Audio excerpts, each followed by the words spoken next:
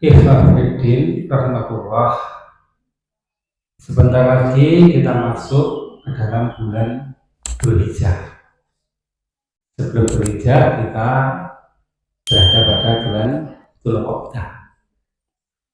Bulan Dzulhijjah ini adalah salah satu di antara bulan yang istimewa. Kalau di dalam hadis Rasulullah SAW disebutkan bahwa Syahroni yang kusoni, ada 2 bulan yang tidak berkurang, yaitu Syahr Idin, bulan raya. Nah, kalau ada hari disebut hari raya, ini bulan-bulan raya. Bulan raya itu apa? Pertama ada Ramadan, yang kedua adalah Dzulhijjah. Ramadan kita ketahui banyak dalil-dalil hadis-hadis, bahkan juga dalam Al-Quran menyebutkan tentang keutamaan-keutamaannya, yang antara lain di situ selama 1 bulan kita diwajibkan puasa, kemudian disertai dengan qiyamul lail dan macam lagi ibadah-ibadah penyertanya. Adapun bulan Dzulhijjah ini mempunyai keutamaan-keutamaan yang juga besar, disertai dengan banyaknya ibadah. Jadi kalau kita berbicara tentang hari raya, ya, biasanya hari raya itu diperingati oleh orang dengan pesta pora, dengan hura-hura, entah itu makan atau pesta-pesta yang lain gitu. Tapi kalau dalam Islam, hari raya maupun bulan raya itu tidak demikian cara memperingatinya. Ya, tidak ada kesan bahwa itu adalah hura-hura atau koyak-koyak. Tetapi kesan yang timbul atau amal yang kita lakukan di hari raya tersebut justru adalah ibadah kita kepada Allah. Jadi memperbanyak ibadah-ibadah kita kepada Allah. Kalau hari raya, baik Idul Fitri maupun Idul Adha, itu ciri utamanya adalah kita sholat, menuju mushola bersama dengan umat Islam yang lain untuk melakukan sholat Id. Bulan raya juga demikian, kita mengonsentrasikan diri kita ke ibadah. Nah, bulan Ramadan dengan segala macam banyak ibadahnya telah kita lampaui 2 bulan yang lalu, dan sekarang kita berada menjelang bulan Idul Adha yang oleh Nabi SAW disebutkan dengan Syahr ini yang kusoni, 2 bulan yang tidak berkurang, yaitu Syahr Idin, Ramadan, Dzulhijjah, Ramadan dan Dzulhijjah. Ya. Nah, yang dimaksud tadi dengan 2 bulan yang tidak berkurang itu adalah di dalam bulan itu, kalau kita berbicara tentang kalender Hijriah ya, bulan itu isinya antara 29 sampai 30 hari. Beda dengan bulan Masehi yang 30 sampai 31. Ditambah perbedaan pada bulan kedua pada tahun Kabisat. Kalau di dalam bulan yang kita pakai yaitu bulan Qamariyah atau biasa disebut sebagai bulan Hijriah, umur bulan itu 29 dan 30 hari. Bisa 29, bisa 39 hari. Yang asalnya memang 29 hari. Tetapi kadang-kadang ada peristiwa di mana hilal tidak kelihatan. Nah, sehingga kita kenakan menjadi 30 hari. Nah, di dalam hadis disebutkan bahwa 2 bulan yang tidak berkurang. Jadi amalan-amalan apa saja yang kita lakukan di bulan tersebut, walaupun angkanya tidak mencapai 30 hari, maka akan digenapkan oleh Allah pahalanya menjadi 30 hari. Jadi amal-amal kita tidak berkurang dari 30 hari, walaupun kita kerjakan selama 29 hari. Contoh, di dalam hadis disebutkan, barang siapa yang berpuasa Ramadan kemudian diikuti dengan 6 hari bulan Syawal, maka seakan-akan dia berpuasa 1 tahun penuh. Nah, hitungannya bagaimana? Kok bisa menjadi 1 tahun penuh? Bulan Ramadan, seandainya usianya itu 29 hari, maka digenapkan menjadi 30 hari. Dikalikan 10 sehingga menjadi 300. Ditambah dengan 6 hari bulan Syawal, dikalikan 10 menjadi 60. Maka total 360 hari berarti itu 1 tahun. Nah, jadi ini kemurahan Allah, ya. Pahala yang diberikan oleh Allah kepada kita tidak berkurang walaupun ibadah kita kurang. Demikian juga amal-amal kita yang terjadi pada bulan Dzulhijjah. Ya, mungkin amal-amal kita yang ditangkap pada Dzulhijjah itu ada hitungan yang kurang, ada sesuatu yang kurang. Ini akan digenapkan, akan disempurnakan oleh Allah.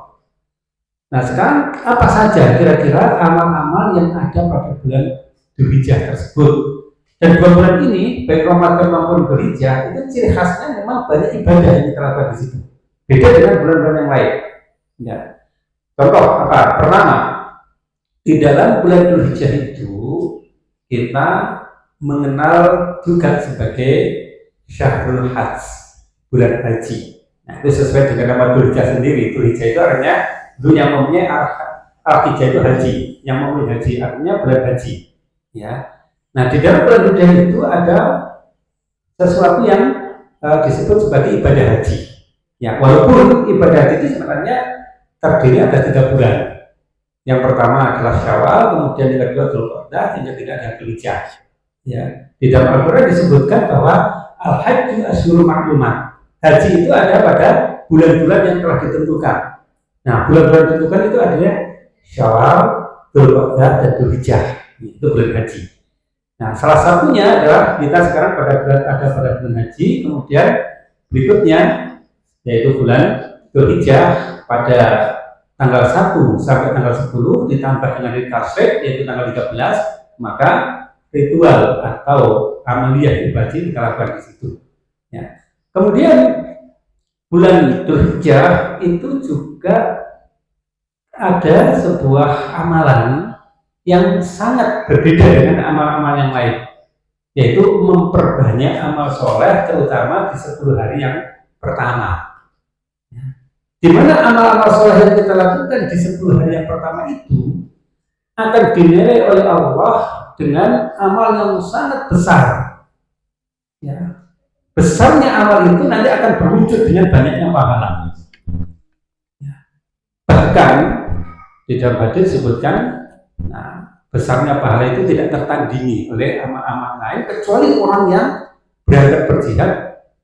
Ya, berjihad itu adalah mengerahkan segenap kekuatan yang ada pada dirinya, baik jiwanya maupun raganya, dan dia tidak kembali kecuali sebagai syahid. Nah, itu hanya yang bisa mengalahkan nilai dari amalan yang kita lakukan pada tanggal 1 sampai tanggal 10 bulan Dzulhijjah. Jadi ada hasungan yang sangat kuat untuk memperbanyak amal. Amal apa? Ya tentu kita sebagai muslim, amal yang kita lakukan adalah amal-amal soleh, amal-amal baik, yang bentuknya atau yang wujudnya tidak ada ketentuan secara khusus di dalam syariat, tapi semua amal baik. Contoh kalau kita sholat itu amal baik, ditambah ditingkatkan dengan sholat-sholat yang sunnah. Kalau kita berpuasa juga demikian.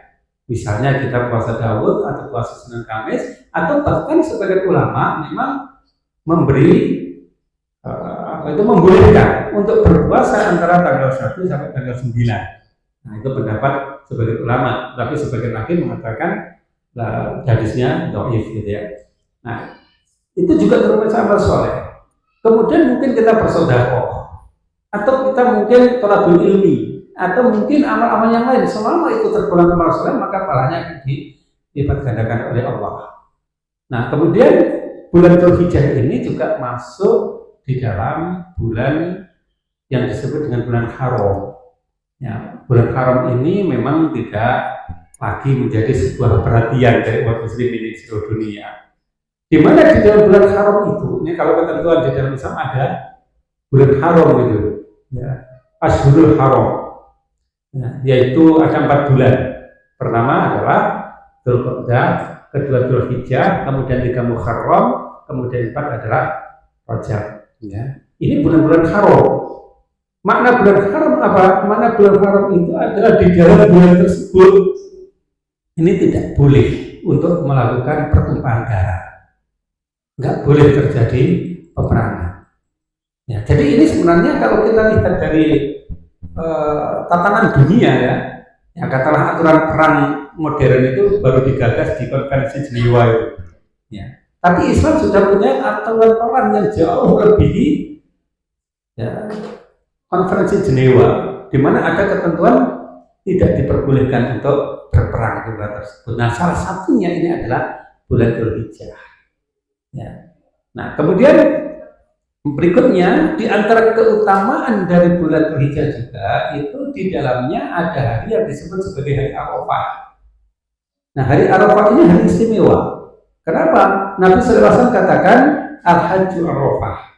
haji itu adalah Arafah. Artinya puncak haji adalah wukuf di Arafah. Ini juga terjadi pada bulan Dzulhijjah. Ya, bagi yang berhaji maka mereka melakukan wukuf, bagi yang tidak berhaji disunahkan untuk berpuasa Arafah. Ya. Dan yang juga sangat penting di dalam bulan Dzulhijjah itu adalah sholat Id.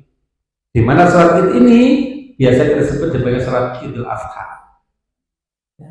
Yang rangkaian di dalam sholat itu nanti ada sesuatu yang disebut dengan al-udhiyah, yaitu penyembelihan binatang kurban. Nah, ini adalah sesuatu yang mungkin ya perlu mendapatkan perhatian secara khusus bagi kita semua ini, karena mungkin persiapan dari event di sini juga masalah binatang kurban kayaknya ini ya. Entah itu ngajak urunan gitu ya, atau mungkin mempersiapkan diri atau membentuk panitia, itu kayak seperti itu. Nah, ini kayaknya masalah udhiyah ini masalah yang urgen untuk kita bahas barangkali gitu ya.